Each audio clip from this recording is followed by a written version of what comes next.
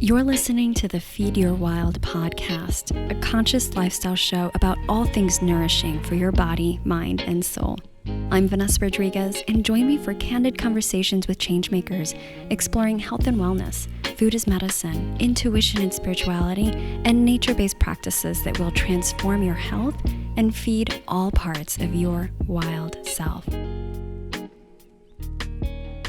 Hello there, welcome back to Feed Your Wild. I'm Venessa Rodriguez, your intuitive nourishment guide and host today and every episode.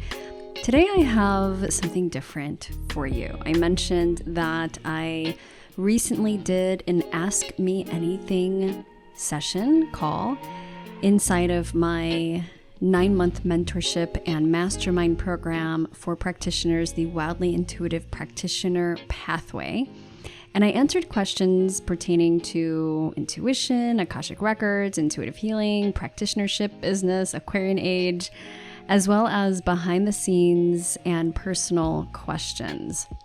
I felt like it was really helpful to just reflect and share a lot of the behind the scenes stuff, and that others reflected back how helpful it was. So I thought, I want to share an excerpt, a portion of this call with the podcast listeners. Now, this call is originally around 2 hours long. Today we have, I extracted about an hour's worth of this conversation.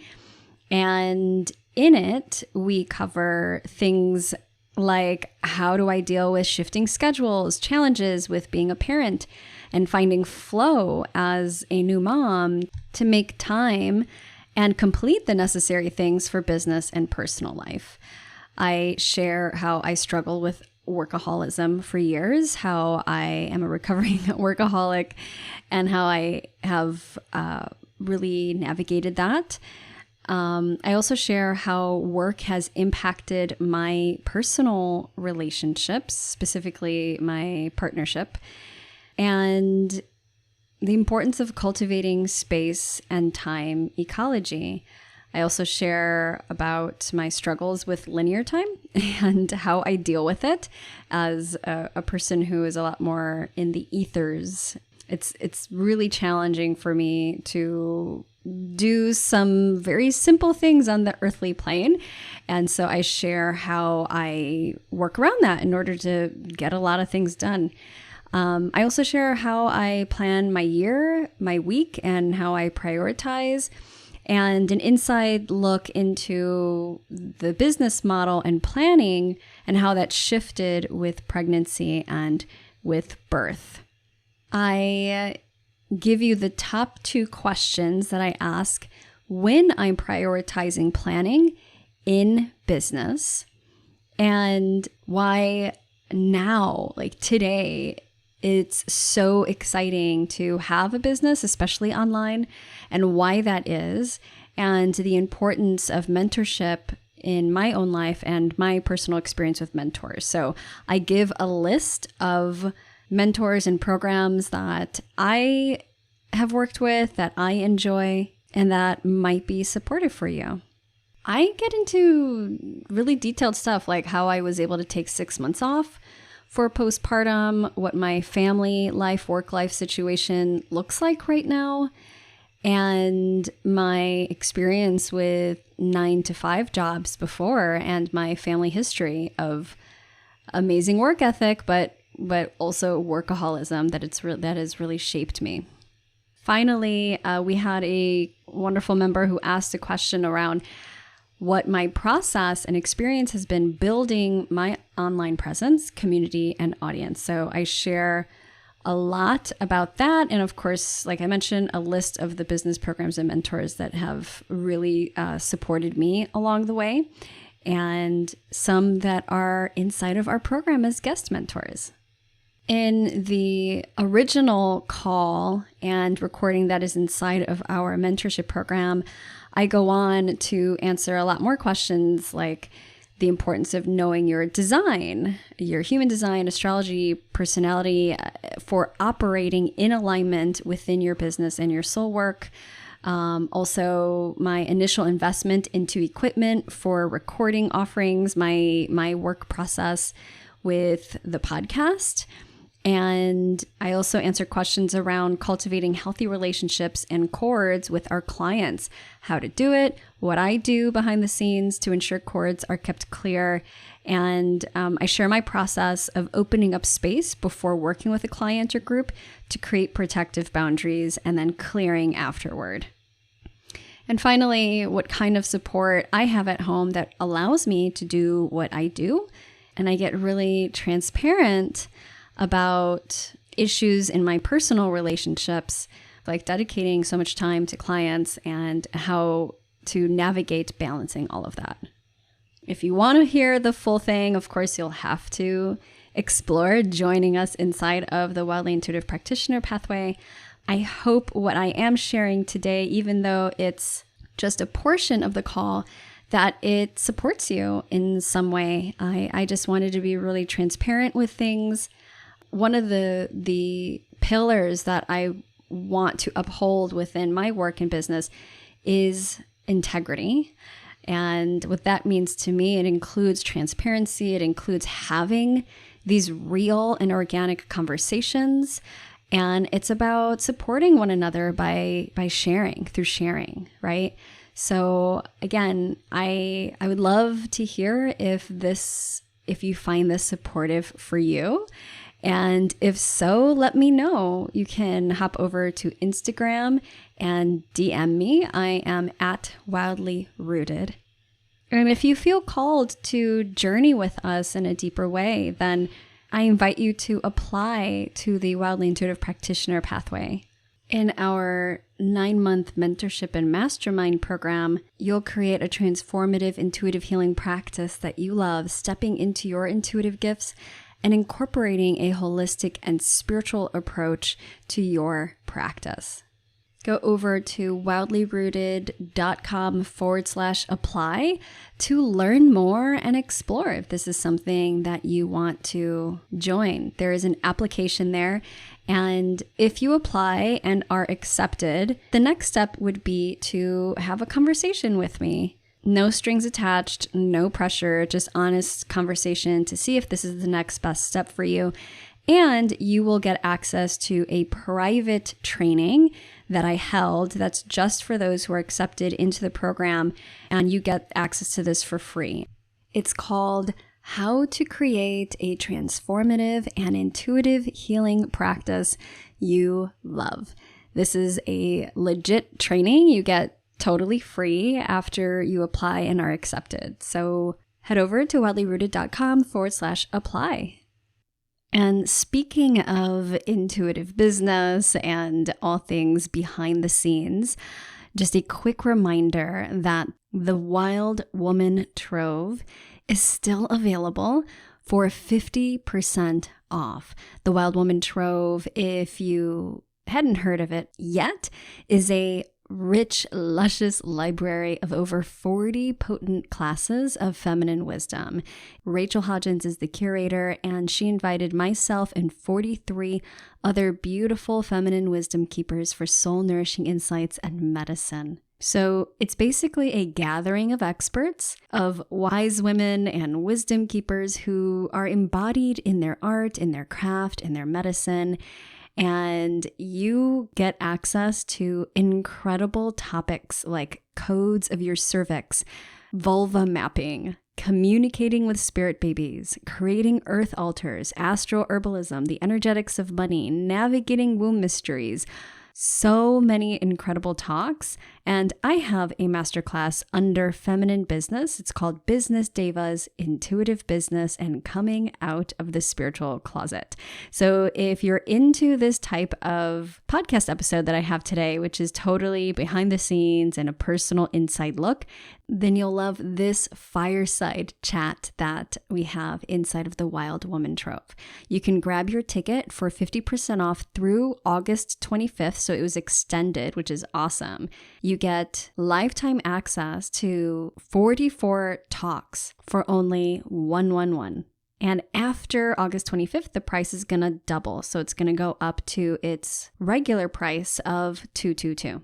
You can go to wildlyrooted.com/trove, that's TROVE, to explore, take a look, and see if you feel called to join us and get access to the nourishing talks and masterclasses from women embodying their wild and sharing medicine that I believe our bones are aching for.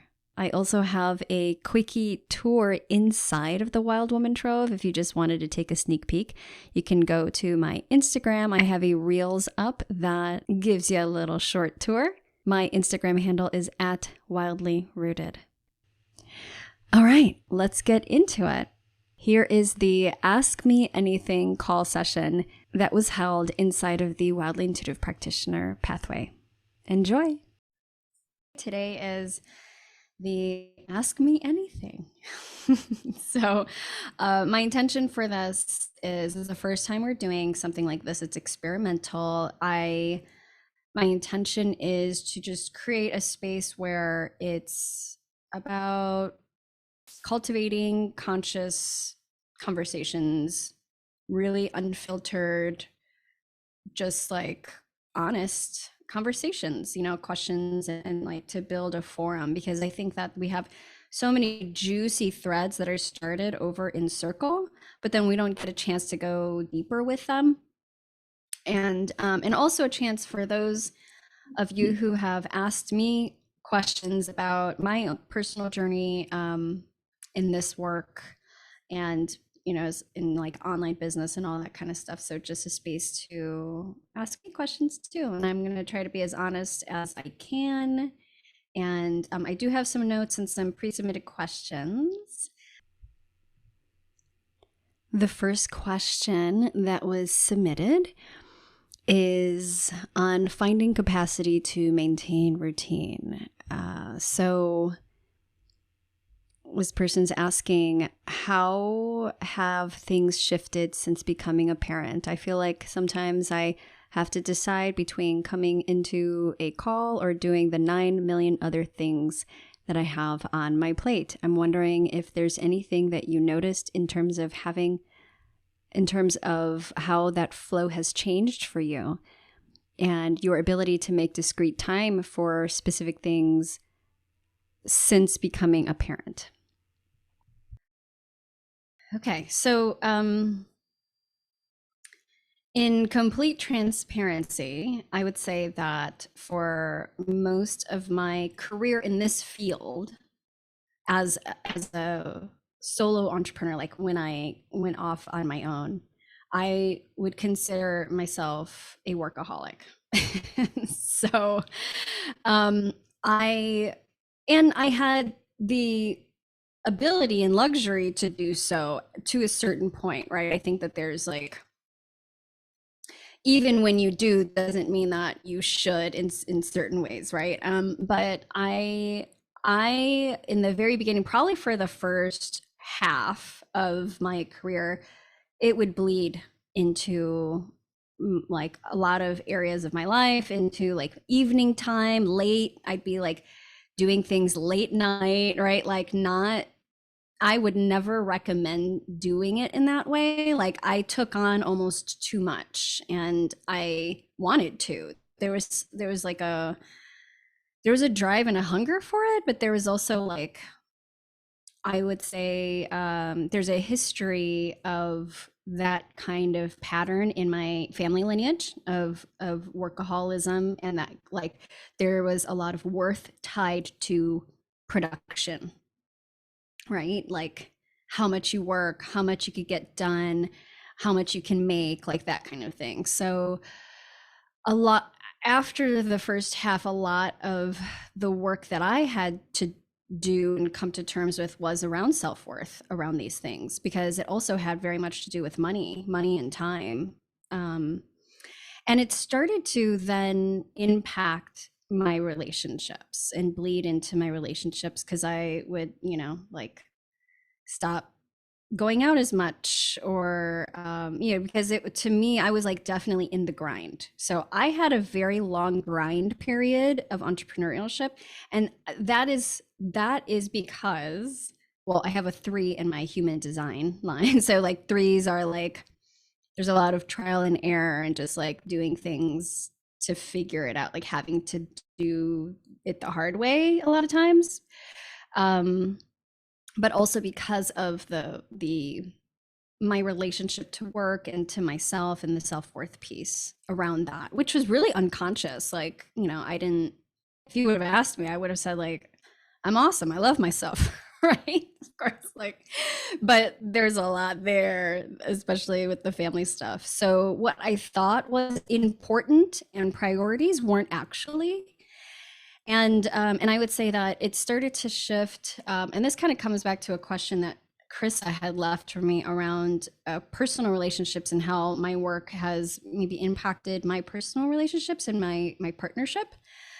I would say that I'm going to speak to more of the work and the scheduling piece of it, side of it right now, is that, and for a lot of people, like if you're not in a relationship with somebody else who is also a practitioner, an entrepreneur, like, those are very specific kinds of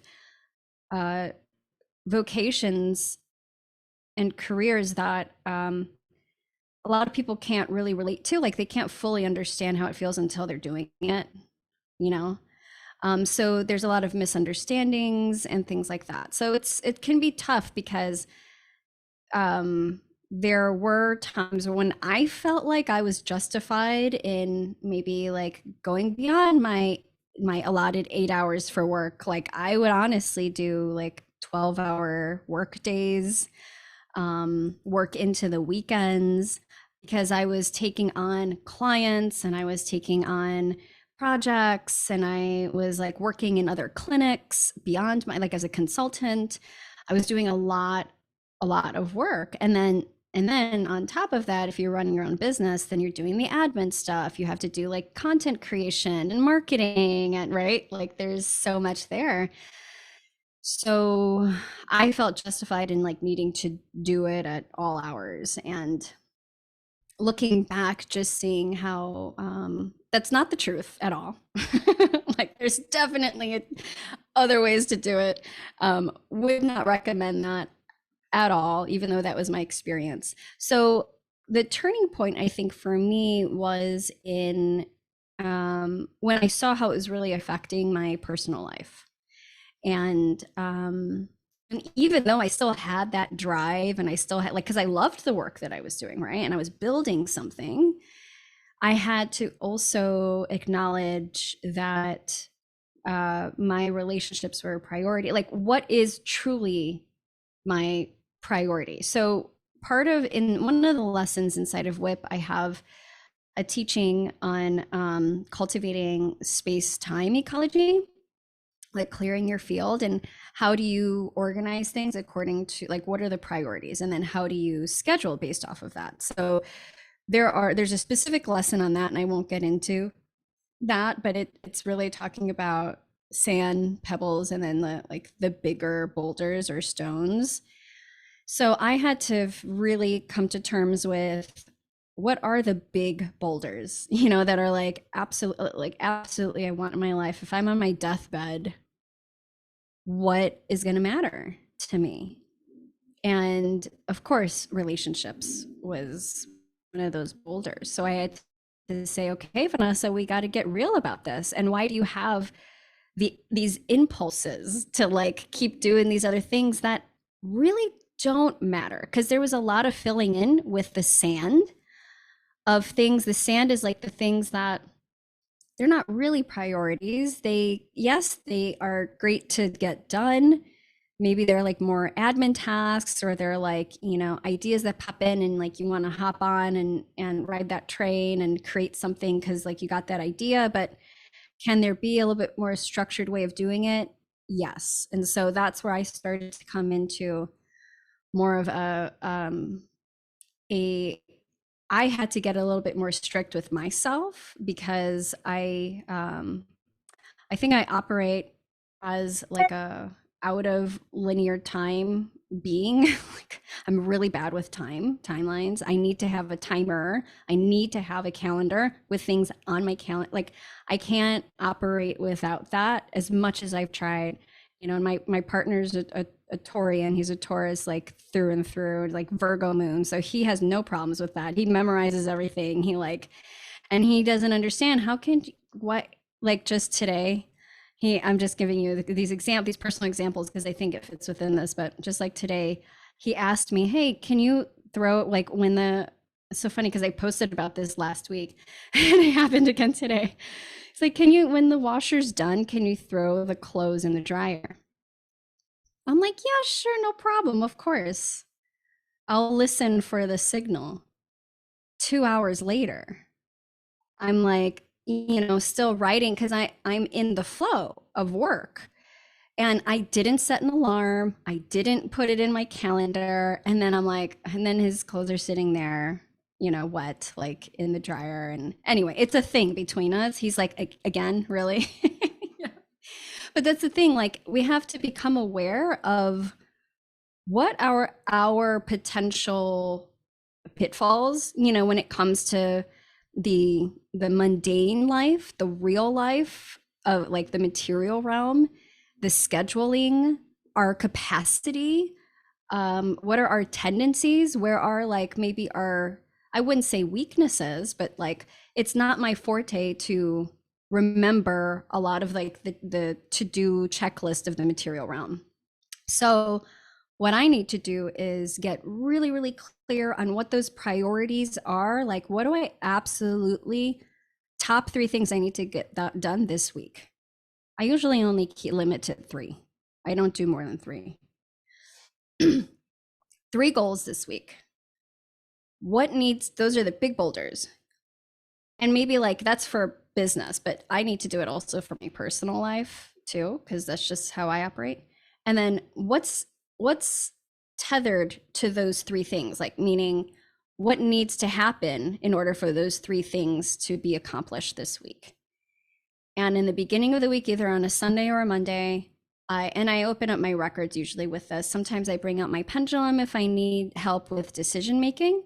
And then I throw it in my Google Calendar. And like even tasks, I write a to-do list, and then I circle the ones that are most important, and then I put them in my calendar.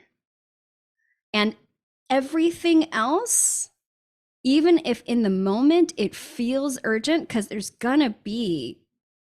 always going to be that sense of urgency. I know for myself, I know for a lot of people.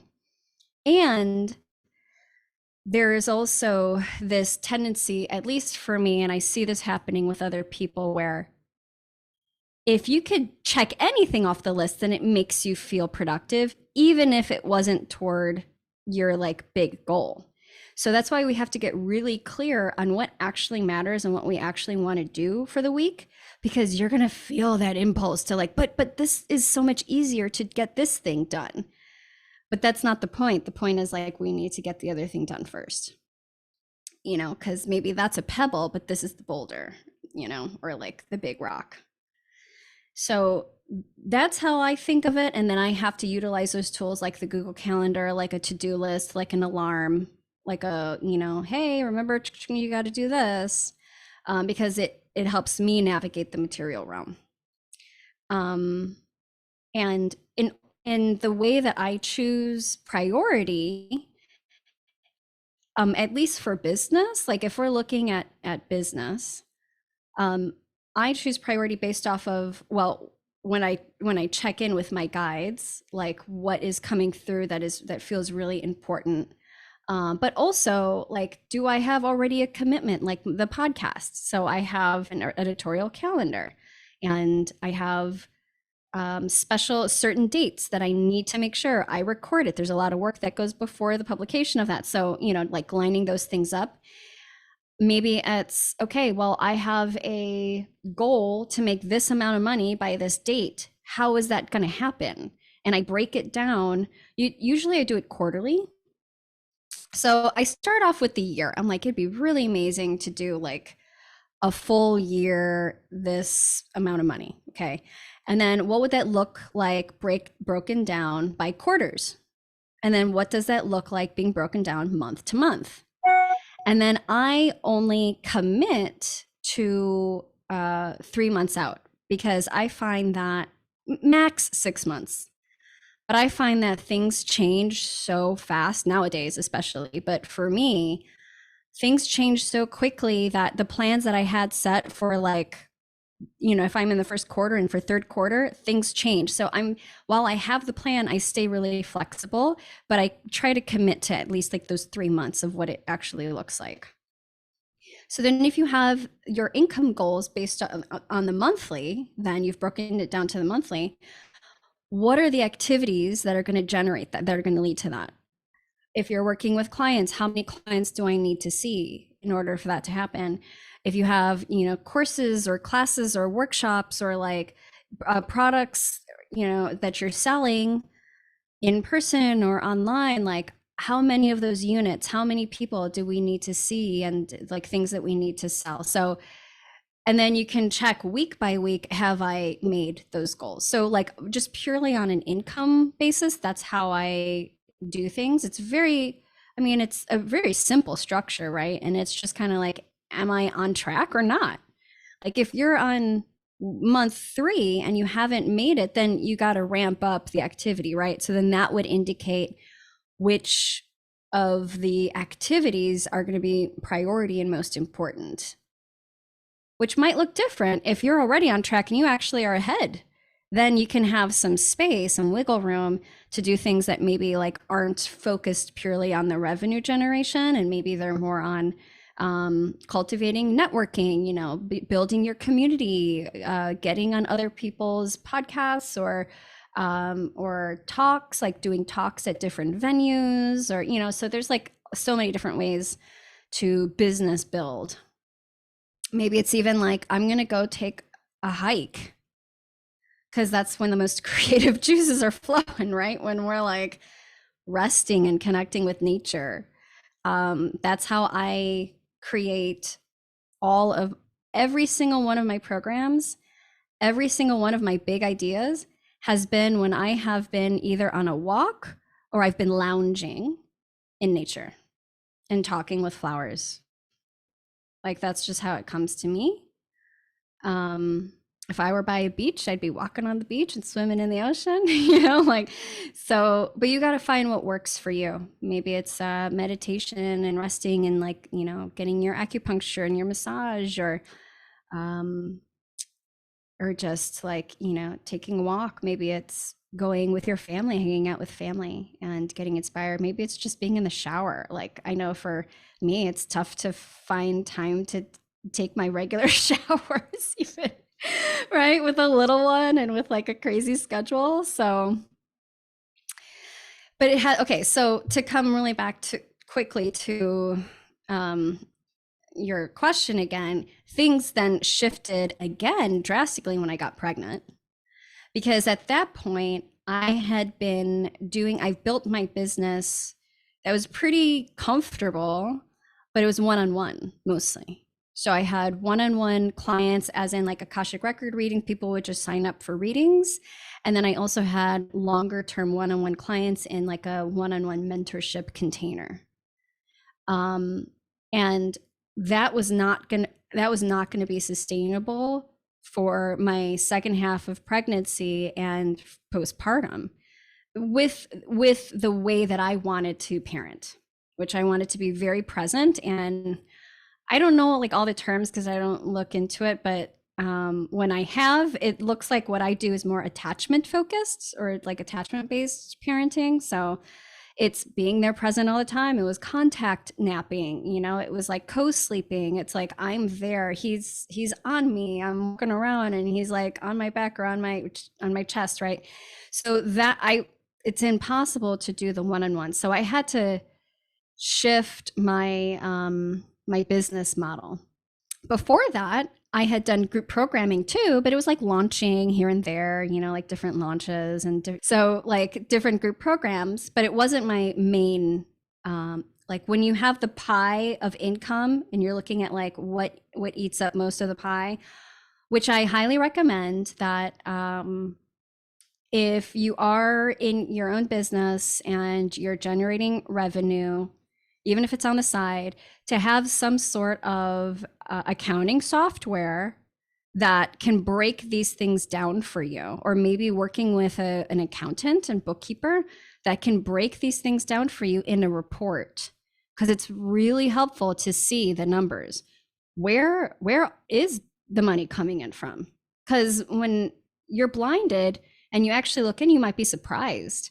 I was surprised to see that the majority of my income at that time, just before pregnancy, was coming in from my one-on-ones and from affiliate sales.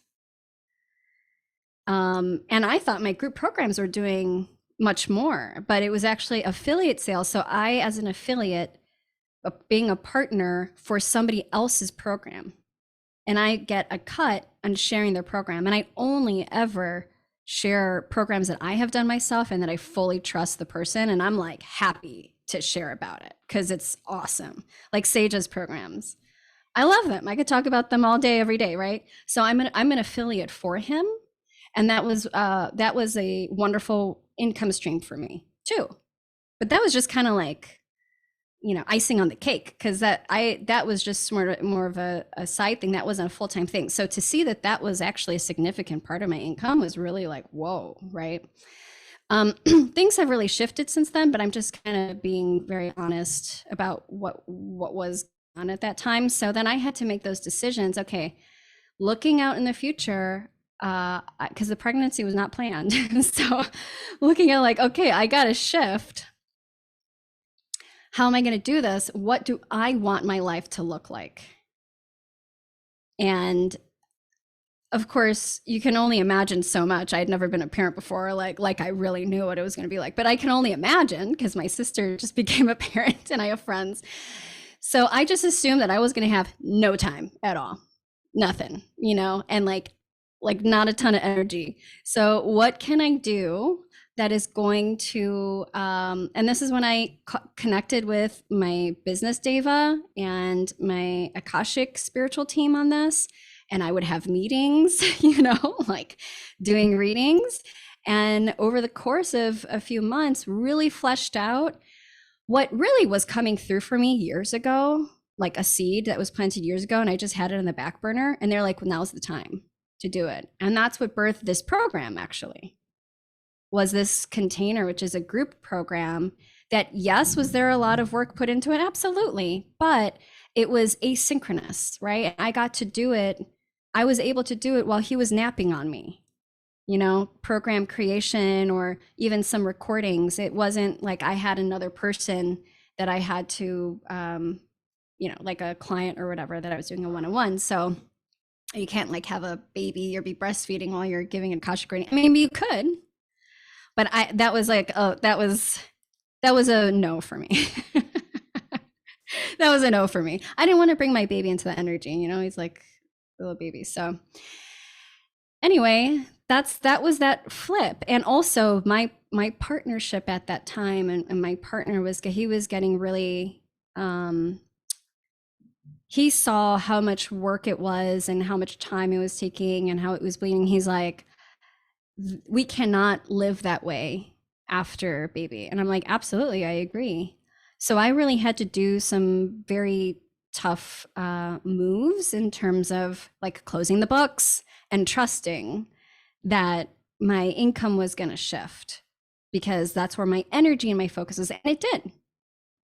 So again, I think like it depends on the season of your life, right? Getting really clear on the priorities of what those are, keeping it super simple, limiting it to max like 3 per week goal, 1 to 3. And like, how do you choose those? I mean, there's a lot of different like ways that you can decide, like value based, that, what is the big rock that I'm going to focus on? The two that I tend to focus on the most is, what's the lowest hanging fruit? Like, what is the most accessible? What's the easiest? What's the lowest energy output? Like all of that. And what's the highest return? And those two combined is magic, right? So what those activities, those things. And of course, like the further down you go, you have to know data. Like, for example, it's really important for me to continue with the podcast. That's where most of my clients come from, right? I mean, plus I love the podcast. That's like part of what I feel like, you know, I have a connection with the podcast and an agreement, like a commitment to it. But it also, looking at the numbers, it also happens to be my biggest source of referrals and clients, paying clients, which is different than, you know, audience, right? Or even like people on your list. Like we have to look at the numbers of where did they come from, asking people like who referred you or how'd you hear about me, and keeping tabs on all of that, because that's going to tell you, number one, like where to actually put your energy, your time, your focus, but also, hey, maybe that's how people like to meet me, you know, like maybe it's part of my gifts. Like if it's on a speaking gig or like, you know, or referral, just like through local other practitioners, then like invest more time and energy and maybe money in that networking, right? So those are just ways to think. But I know that I kind of opened up a different can of worms from your question. Did I even answer the original question? I love that you took the time at the beginning to really sit with it, because you answered, I feel like, questions that I didn't even know I've had. And that was really helpful. Yeah, you know, what's so exciting, I think, about in today's world is like whether it's you're going to have a baby or it's like you're trying to save for a big move or like you want to move to a different city or like whatever it is, the big goal, crafting what that would look like, you know, and knowing that it actually is possible. People do it, you know, like they shift things in the way they operate or like what their business looks like. And it just requires adaptability and a willingness to try something new and to learn and to like maybe fall a little bit, but then you get back up, you know? And I would say for me, it has been invaluable to have mentorship. I mean, clearly I'm into mentorship. I have this mentorship program, you know, and I've been offering mentorships, but I always have some sort of mentorship happening. So whether that's like a coach, like a business coach or a program, I'm big into coaching programs, you know, furthering education, of course, and training in one's craft, but also the business side of things. I think is really, really invaluable. And for people who get it, who understand, who maybe are like within that, you know, sphere of work, or they've just worked with a ton of spiritual entrepreneurs, healers, practitioners, like they get it, you know. And I also made the decision for myself that this was early on, because I always wanted to be able to travel and I always wanted to be a nomad. My decision to be fully remote. So I had made that decision, I think like officially, and then went fully remote. That was prior to moving to Oregon, which was what allowed me to move to Oregon. And because prior to that, most of my work was with local practitioners and clinics. Mm-hmm. Yeah. But, you know, that might not be what feels good for everybody, you know, like you don't have to be fully remote. Right now I am, but that doesn't mean I'm not going to like do some local, you know, workshops and do maybe some referrals based stuff with local people. I still like to plug into some community where I'm at, but I prefer to have that flexibility for travel and to be on my own calendar. So yeah, that's what works for me. But there's so many different ways to do this thing, you know, and I think that's what can be overwhelming too, is like you have to tune in with and get really clear on what are your goals, what's your vision, what are your desires, what does the life that you want to live look like. You have to start there, and then you work backward and you build your business. If you're going to build a business, you build it based off of that, because otherwise, like, you're probably going to build a business that's going to take you somewhere that you didn't actually really intend to go. And I think a lot of people do that even with schooling and education, right? Like, they follow a track and then they like end up and they're like, what the heck am I doing here? I was just doing that because I thought it was the right thing to do or whatever. So yeah. And I would say I feel very fortunate that I had built up a postpartum like savings in order to be able to take so much time off. I took like 6 months off, basically. And at the time, my partner was still working, but it wasn't even full time. He wasn't working full time. So, but that savings has since diminished, because we like used it up, and now we're building it back up. But currently, just like for people to see sort of the inside look of my life, currently I'm the only one working. So my partner, he's the main caretaker for our baby during the day. A lot of different reasons for that. His primary work was as a farmer, and he managed a lot of different farms where we were. There's not a lot of that activity here, although that's how we met. Like, he was farming in suburbs of Chicago, but that's not a possibility right now. And to be able to pay for care, I mean, for those parents who know, it costs a lot of money, and it doesn't make sense. It didn't make sense for us. So at this time, I'm working full time, which for me looks like a very flexible 9 to 5 and strict, like, stop at 5. Very flexible 9 to 5, where I'm available for my baby to, put him down for naps, to nurse if he needs it, to have a lengthy lunch. I wanted to create that, and I feel lucky that we can do that, and we have the circumstances currently to make that happen. But it's fluid at this point, and we are making certain sacrifices to have this kind of life.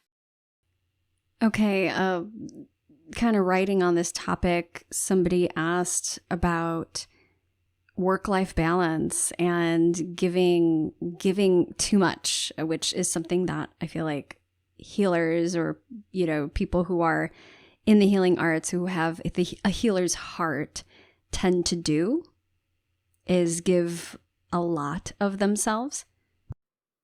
I think that so many people deal with this, and when we give so much of ourselves to others, like for work, especially if you've worked a 9 to 5 for an organization or a company or like whatever your hours were.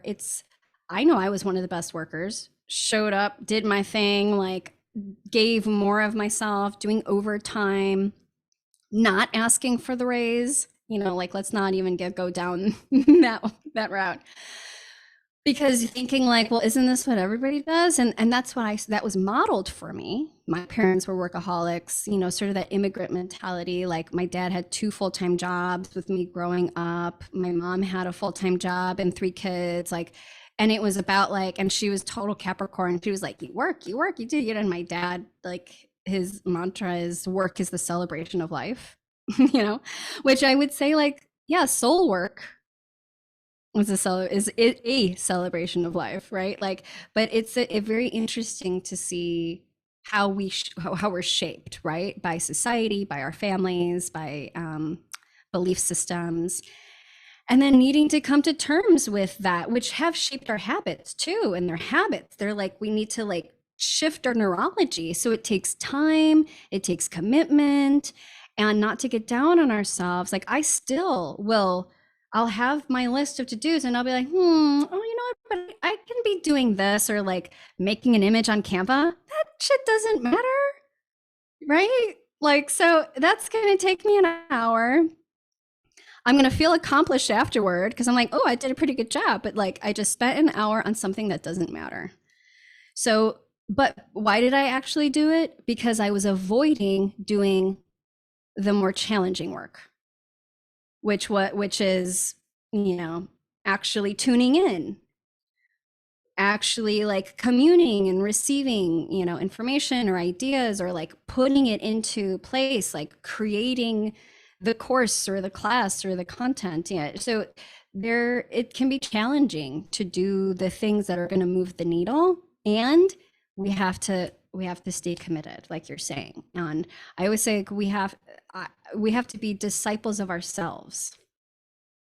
That's what discipline is like being a disciple of yourself. But in order to do that, you have to be very clear on what's actually important. And moving the needle, when I say moving the needle, it doesn't always mean about revenue, right? Moving the needle means like impact, making a difference for you personally, for your family, or for those that you serve. Like, you get to decide what moving the needle means, but then making sure that you take aligned action on that once you do decide. It's so important. It took me a really long time to figure out what actually mattered, which kind of sucks. You know, it's like there is a lot of internal struggle around that. But I'm still, you know, I'm still working on it. I still like clearly have tiffs with my partner about the laundry, you know, or not having time to talk. Like now with baby and with my work and with like not having the kind of environment that's conducive of actually like having conversations just with the partner like you used to do prior to kids, right? Like having the privacy in the space and the intention. So like needing to, that is now a rock that I need to have actually in my calendar. Because if it's not in my calendar, I know for me, if it's not in my calendar, even though it sounds like you have to put like conversation with, you know, my husband or partner or whatever in the calendar, and I'm like, yeah, I do. And for some people that's like, ugh, like that sounds awful, I couldn't do that. I'm like, actually, to like live as a human, I need to do that. So know what feels good for you. That might not be right for you, but like, what are the things that do work for you?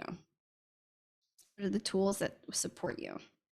I had a similar question that came up from that were pre-submitted. I would love to hear more about your process and experience with building your online presence, community, and audience. And how long did it take to build your business to a place that felt comfortable from the standpoints of alignment and finances? I know that could look different for each person. And of course, if you don't feel comfortable answering, I completely understand. And would also be interested in hearing any resources that were helpful to you in navigating the online business side of things.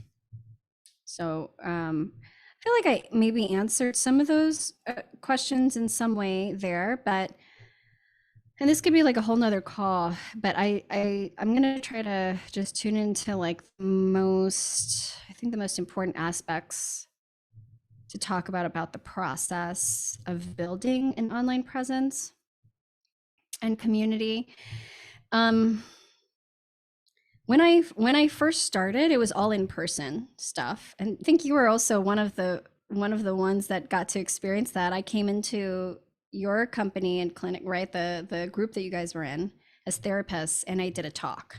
So I would do that. I would go around and find aligned spaces, clinics, groups, like therapy groups,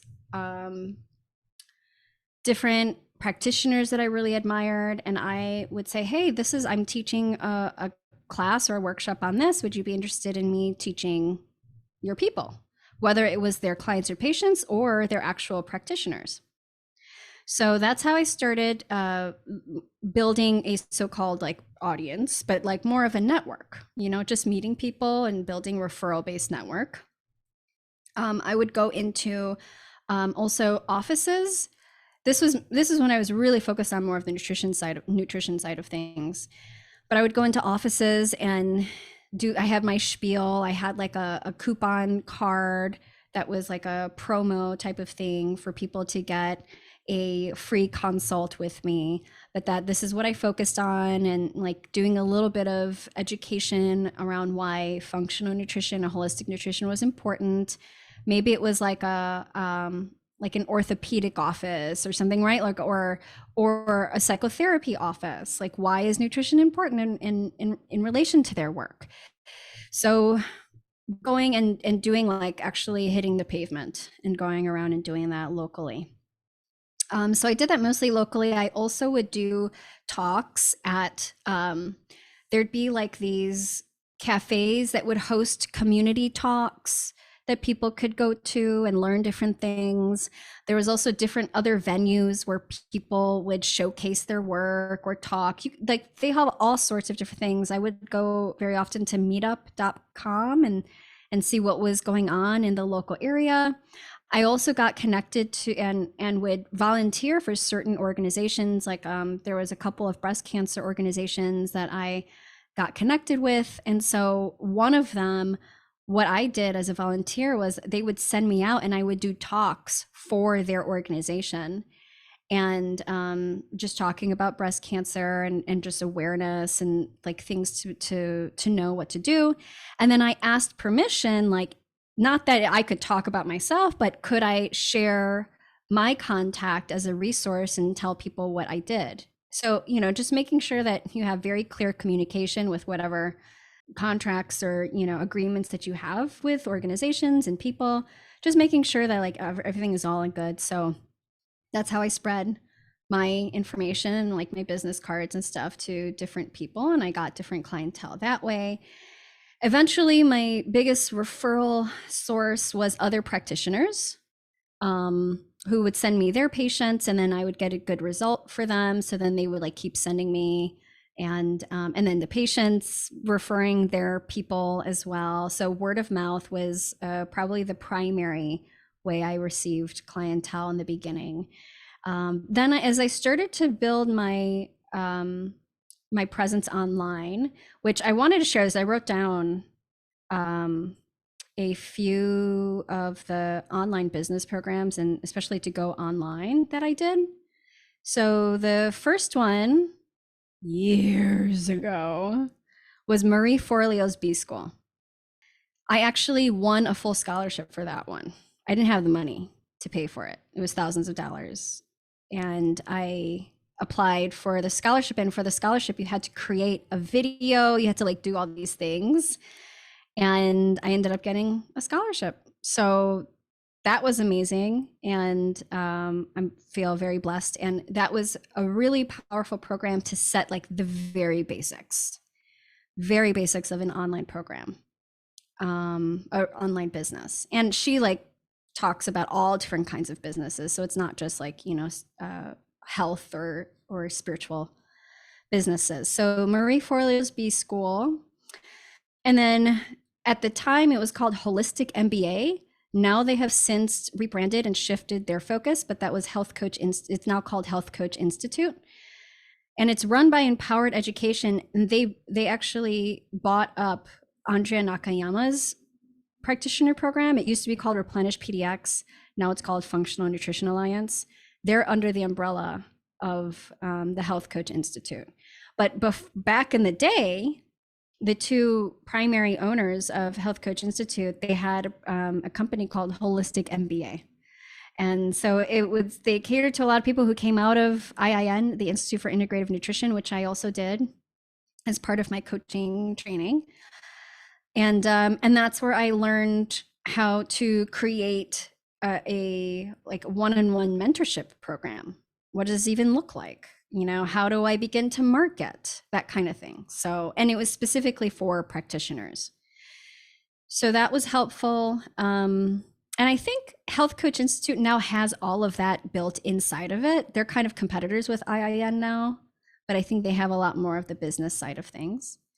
And then I also did a coaching with Ashley Burnett and Co. So I have her on the podcast a few times, I think maybe 3 times. She's amazing. I love her. She's really great. She's got programming. I think she has a mentorship opening up too. Maybe it might be open right now. So go listen to those podcast episodes if you want to hear more about her. And then James Wedmore's Business by Design is the other one, BBD, Business by Design, James Wedmore. He's really popular, has like thousands of people in his program. I thought his program, BBD, was really, really great. And he, like, again, lots of different people. He has shifted over the years. He has shifted to be more like spiritually aligned because like he's into that now. So it's kind of cool to see that. But he has like processes that you just like follow. So if you're into that kind of thing, you're like, just give me a list of what I need to do and how to do it, and I'll do it. He's your guy. You know, with every business, like with online business, there's always there's trends, and then there are like the basics of what you need to have in place, and then there's like current ways that people are marketing based off of what's available. And because this is so new and it's always changing, just know that like things change even within a year or two. So they're pretty good about keeping things updated, but also having like just foundational processes that are kind of timeless. So I really like his program too. And then the last one that I'll share in terms of programming is Mariah Cause, and her company is Fearless CEO. So she's more of, she started off as like online courses was her thing. She was like the online course queen. And so I first started doing her programs, learning how to create courses online and how to market them and things like that. So that's where I learned a lot of that. And now she has one main program that she offers. And it's an online program, self-led. And then of course I have inside the program as guest mentors, I have Natalie Ross, Natalie Granja, who just came on. So I highly recommend you guys watch both of those. And then we're gonna have Kat Lee on. She's amazing, and her work is so aligned with my philosophies and a lot of what we're learning inside of WIP. So I think it's gonna be a really beautiful fit. And then in terms of podcasting, now that's one of the main ways that I built an audience. So speaking to that question was by creating a podcast. Like when I started, I had my email list was not very big at all. I still was mostly referral based, but I got this call to create a podcast. And before that, like I always knew I wanted to do some sort of media. I thought it was video. So like years ago, I was doing interviews with people, like calls, just like on Zoom, kind of like a video podcast. But there wasn't any formal container for it. I was just doing it and then throwing it on YouTube. And I quickly learned that I'm not a video podcasting or video show type of person, because it just takes too much time and production and like, ooh, sorry, dog. Sorry, he's barking.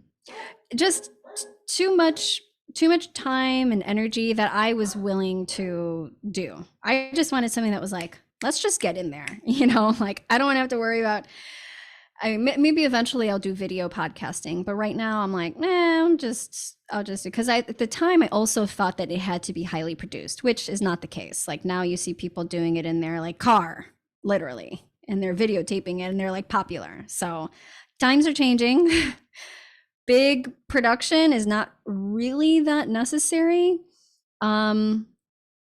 So anyway, podcasting came into my life, and then I decided to do a program that taught me how to podcast.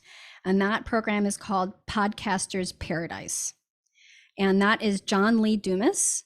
He has a very super successful podcast that's very niched, like super, super small niche for entrepreneurs. It's called Entrepreneurs on Fire. He started like way back, you know how like Joe Rogan was like an OG podcaster, like John Lee Dumas started around that time too. So they've been in the game for a long time. He has a program called Podcaster's Paradise. That's where I learned and launched my podcast with their teachings and their program, which I highly recommend. They're really great. Now there's a million different programs on how to launch a podcast, you know, so he was one of the only ones at that time. And then it was just commitment. It was like, show up consistently, just keep showing up.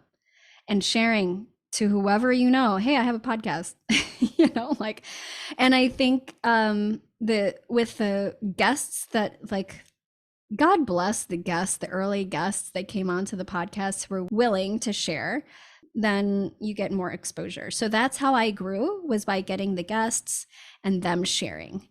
And for some of them, like I had Jessica Lanyado. So she's like a pretty internet famous now astrologer. I had her on the podcast pretty early on, and I had asked her even before then, and she looked and she's like, I think I asked her before I had like even published anything, and that's the other thing. You gotta have I used to say balls, but now it's like you gotta have the vagina. You have to have the yoni to do it, because like the yoni is so fucking powerful, right? Like, but you gotta have the yoni to do this, like to get out there and like just ask. The worst thing, the thing happen is they say no. That's it. Which I have received many, many no's, many no's. You know? So anyway, like I would say 50% of the people I ask say no. So I asked her, and she was so awesome. She was like, you know what, I would love to, but I kind of also want to make sure that this is legit, because I got a lot of requests. So once you put out some, come back and let me know. And so I did. And then she came on my podcast, and I was like, you're amazing. Same thing with Lindsay Mack. Lindsay Mack was like super popular at the time, and she was willing to come on my podcast, which wasn't very popular at the time. So I just have to give props to them. But like the power of the ask, right? Like just getting out there, networking with people, being willing to like send out a ton of emails, you know, like put yourself out there, because I believed in it. I believed in it, and I believed in myself, and I was like connected to this higher mission. And that's why that's so important, that like why and that connection, because that's going to drive you even through the fear. So that was the primary source of my like audience, I would say, building. And then eventually it became, it's a long game, right? Like it's a marathon, not a sprint, podcasting. And I don't plan on stopping it anytime soon. But when did I start it? In 2018, I think. And I would say it took maybe 2 years, about 2 years, for like me to actually start getting the majority of my client base and referrals from the podcast. And that was consistent podcasting for 2 years. So that's how I did it. It was, for me, it was a slow build. For some people, it can happen like that. Some people are amazing at social media, right? Like that's their jam. Like that's how they're meant to be seen. And I feel like through social media, you can be exposed a lot more quickly, but that doesn't necessarily translate to clients, right? Because you can have a big audience and not be making any money, and like not making the kind of impact that you want, like with one-on-one or like with programming. So being intentional with like the social media piece, that if you're going to do that, you don't have to have big numbers in order to make an impact and to like actually have clients and referrals from that. So I'm not a social media guru. I always say, if I didn't have a business, I probably wouldn't be on social media. You know, I'd be like the stalker that just has like the post, but I'm like just peeking at everybody else, but I'm not posting anything. That would be me. But it is helpful, and it's like a magical portal. It could be like a magic wand if you want it to be, you know? So if you're about that, if you're also like knowing your design, so this is the whole other thing that I think there's a thread on there as well about human design, and like there's not just human design, even like just your astrology, aligning how you show up and in business, making sure it's aligned with your design and who you are and your desires. So that's why podcasting works really well for me. And the audio only podcasting, with my design, I'm not necessarily meant to be seen. Like I'm not the one that's like, you know, like 50,000 followers on Instagram or something. I'm like behind the scenes, but like the voice. And podcasting, that's what podcasting is, right? So that works perfectly for me. I have a lot of energy in the throat and a lot of like, in terms of my design, a lot of messages and energy and intuitive stuff coming through the throat. So it's a perfect pathway for me. But it might be writing for you, like blogging or, newsletters, articles, books, writing books. Maybe it's artwork, maybe it's stage, getting out there and presenting, performance. Maybe it's just with referral based, like word of mouth. I know people that have booming business, just word of mouth. Like you don't have to have a social media presence or show up in the way that you might see other people that are kind of more loud in the space. It doesn't mean not all those people are even making the money that they need to like survive. And there are some people that are not even seen or have like, a couple hundred followers on Instagram, but they're amazing practitioners and they're also like actually making a living doing it. So I never judge a book by that. I have seen so many times people like in some of the programs where people, I'm like, whoa, they got a ton of followers, but they're like, they don't know what they're doing and they're not making, they're struggling, So I think it's really important to do what is in alignment, but also what feels good. Like what I feel amazing to show up and get on the mic every week. Like I want to, I enjoy it. And it's been several years already. My passion has not waned. Find that for you. What is that for you? Maybe it shifts and changes over time too. And that's cool. So yeah, for me, just to like, how long did it take? I want to say too long. There's always divine timing. But again, with my 3 line being a 3/5, it took me a really long time. I see people, well, okay, so I started a long time ago with this online thing, right? I started, even though I wasn't fully in, I was like part-time starting, I don't know, around 2014, something like that, 2013. And it's been about 10 years. And then in 2015 was when I like officially went like fully on my own, focusing on this. That's when I established my my company. I incorporated at that time. I have my company's like birth chart and human design. But it was since then that I started to do a lot of those programs that were focused on how do you build a business online. And because of my 3 line, I always blame it on my 3 line, but it's true because it's like I would try the strategies that other people would tell me. So doing the programs are amazing because they give you the tools, they give you like, blueprints like Natalie was sharing, but you gotta follow what works for you. Because I started to do the strategies and look at what are other people doing. I'm just going to do that because it's clearly working. And then it wouldn't work for me. So I had to try on so many things. And it was just like uphill rather than just like pausing and being like, what is my design? What works for me? What do I actually want to do? And then starting to do that and commit to it. I would say start there.